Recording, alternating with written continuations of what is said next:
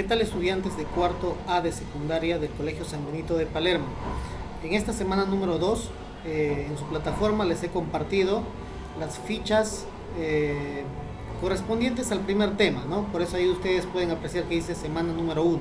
En realidad, en la semana número 1 y en la semana número 2 vamos a abarcar todo lo que es química orgánica, átomo de carbono, y vamos a hacer ejercicios. Bien, en la clase anterior, en nuestra clase en vivo nada más, porque empezamos con la clase de Zoom, yo les hablé acerca de lo que es química orgánica, les hablé acerca del carbono, ¿no? Les hablé acerca de los hidrocarburos saturados e insaturados, ustedes ya saben cuál es la diferencia.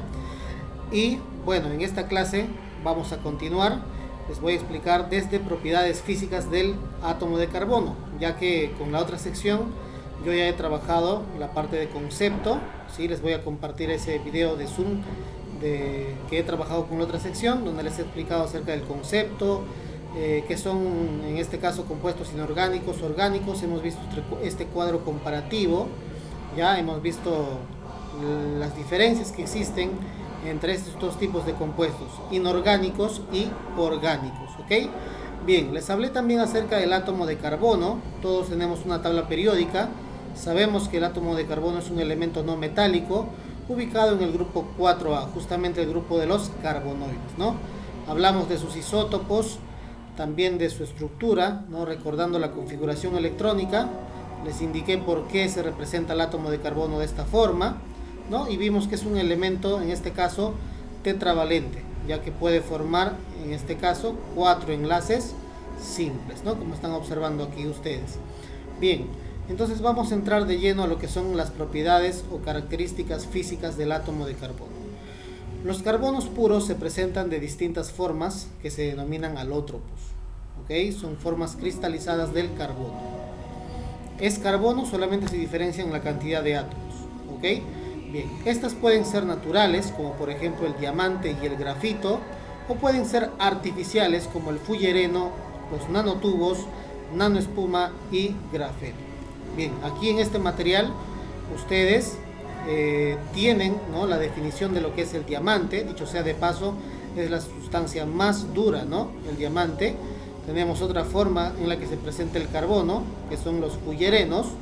Ya, como aquí indica, es la tercera forma alotrópica del carbono, diferente del diamante, ¿no? Donde podemos encontrar, por ejemplo, en este caso, en la pelota, ¿no? Ahí está. Bien, la nanoespuma, también en este caso es una forma alotrópica del átomo de carbono. Son estructuras esponjosas compuestas por una red de nanotubos de carbono.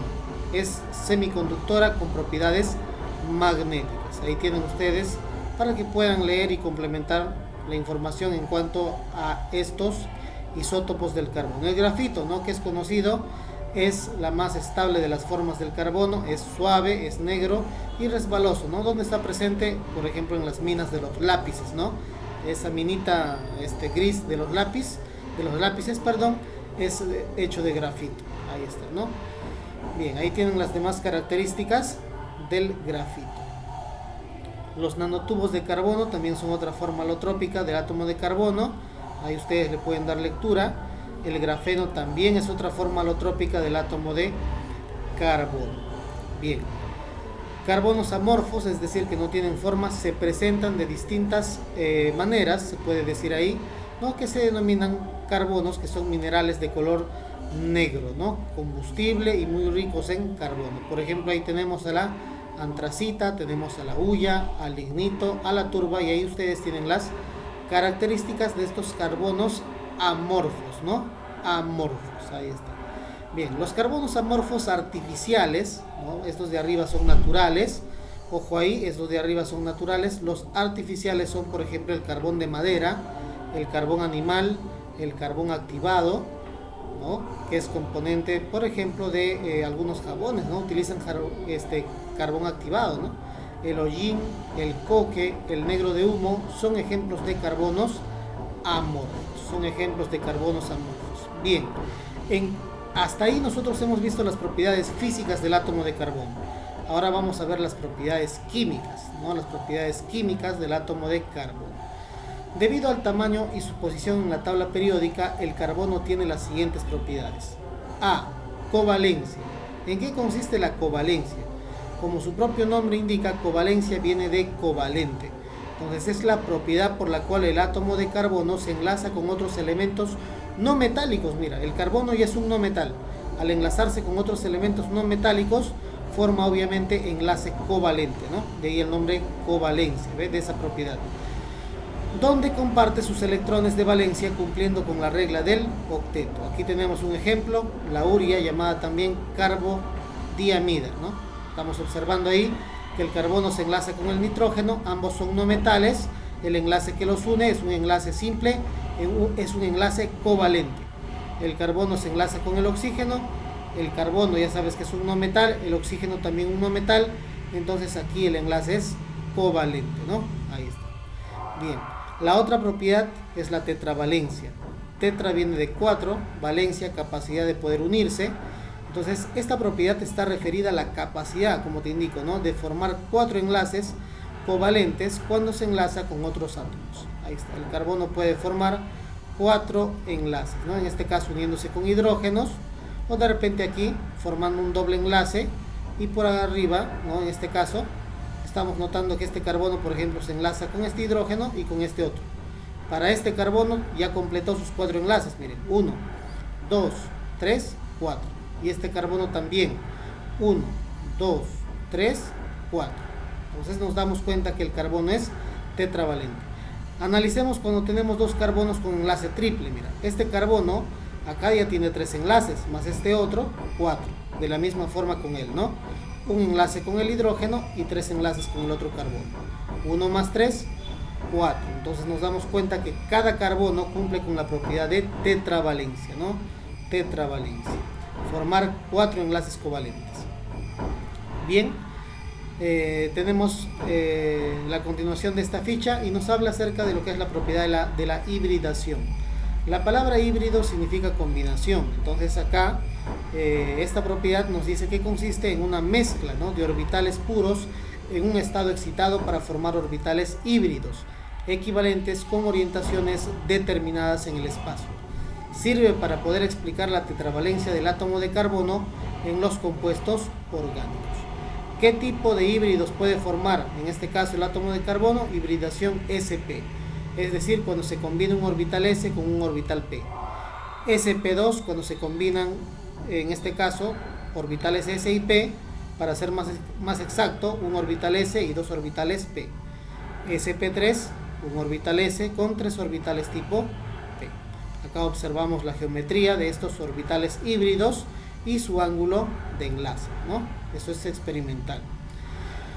Bien, la autosaturación se refiere a la capacidad del átomo de carbono de enlazarse a otros átomos del mismo elemento, es decir, enlazarse con otro carbono, formando enlaces simples. Ya sabemos que pueden formar enlaces simples, como hemos visto en el ejemplo anterior, enlaces dobles o triples, ¿no? Entonces hay que tener mucho ojo aquí, ¿no? Con esta definición. Aquella propiedad por la cual el átomo de carbono puede formar enlaces simples, dobles o triples a la vez se llama autosaturación. Es decir, cuando se une con otro carbono. Cuando el carbono se une con otro átomo de carbono. De esta manera se obtienen cadenas carbonadas, ¿no? Aquí está la razón de ser de por qué existen cadenas carbonadas así largas, ¿no? Debido a la propiedad de autosaturación y también a la propiedad de tetravalencia, perdón, obviamente, ¿no? Ahí está. ¿Qué más?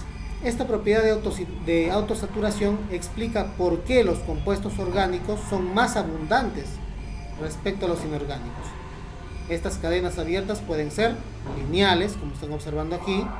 Se pueden formar cadenas ramificadas, esto ya veremos en la parte práctica con ejercicios. Se pueden formar cadenas cerradas, donde cada vértice indica la presencia de un carbono. Por ejemplo, aquí hay un carbono, aquí hay otro y aquí hay otro. Todos unidos mediante enlace simple. Obviamente no se muestran los hidrógenos que también debe tener, ¿no? Son formas de representar. A estos se llaman homocíclicos y acá tenemos heterocíclicos, porque aparte de carbono también hay otros elementos. Mira, nitrógeno, carbono con oxígeno, ya sabes que en cada vértice hay un carbono con nitrógeno, ¿no? ¿Y qué representan estas dos líneas? Los dobles enlaces, obviamente, ¿no? Bien. ¿Qué es la concatenación? Se refiere a la capacidad del carbono de formar cadenas lineales y anilladas, inclusive ramificadas. En eso consiste la propiedad de concatenación. Se refiere a aquella capacidad del carbono de formar cadenas lineales, como estamos observando aquí. ¿Qué más? De formar cadenas anilladas, como por ejemplo estas de aquí, o inclusive ramificadas, ¿no?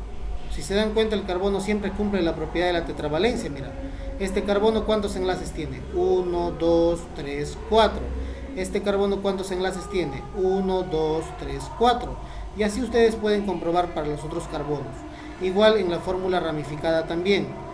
En esta forma también se comprueba. Ya lo veremos más adelante.